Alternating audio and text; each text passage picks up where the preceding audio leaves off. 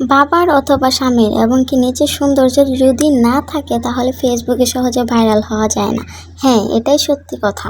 আপনারা ভাবছেন যে আপু কি বলতেছে? হ্যাঁ, আমি সত্যি কথাই বলছি। আপনারা একটু খেয়াল করে দেখবেন যাদের ওদের টাকা আর আপনার সৌন্দর্য আছে ওরাই হচ্ছে ফেসবুকে খুব তাড়াতাড়ি ভাইরাল হয়ে যায়। আপনি আর আমি কখনোই ভাইরাল হতে পারবো না এত সহজে। কেননা আমি প্রায় সময় একটা বিষয় লক্ষ্য করছি যে একটা কালো মেয়ে যদি ফেসবুকে এসে ভিডিও বানায় বা সে কন্টেন্ট ক্রিয়েটর হয় তাকে নিয়ে খুব ট্রোল করা হয় এবং কি খুব হাসাহাসি করা হয়। কেন রে ভাই? ফেসবুকটা কি শুধু একলার আপনাদের আর কারোরই না? ফেসবুকটা এখানে সবার। এখানে সুন্দর, ফর্সা, কালো, শ্যামলা সবারই অধিকার সমান। কেন এখানে বৈষম্য থাকবে বলেন তো ভাইয়া ও আপুরা?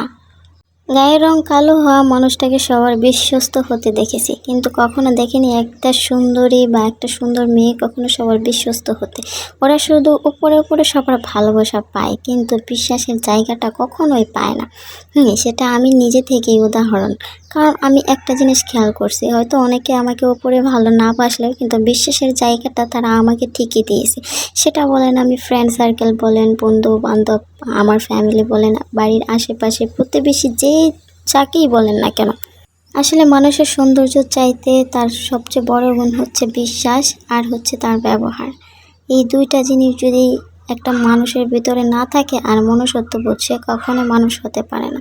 হয়তো গায়ের রং দিয়ে কাউকে সাময়িকভাবে আকৃষ্ট করা যায়, কিন্তু আসলে তার কাছে সারা জীবন থাকা যায় না। বিশ্বাস হচ্ছে একটি অমূল্য সম্পদ যা সবাই ধরে রাখতে পারে না, আর যদি কেউ সেটা ধরে রাখতে পারে তাহলে তার জীবনে অবশ্যই একটা ভালো দিন থাকে, যেটা আমরা কখনোই কল্পনা করতে পারি না। বিশ্বাসের অমর্যাদা যে করে সে কখনোই ভালো মানুষ হতে পারে না। যদি কেউ আপনাকে বিশ্বাস করে তাহলে অবশ্যই তার বিশ্বাসের মর্যাদাটা রাখবেন।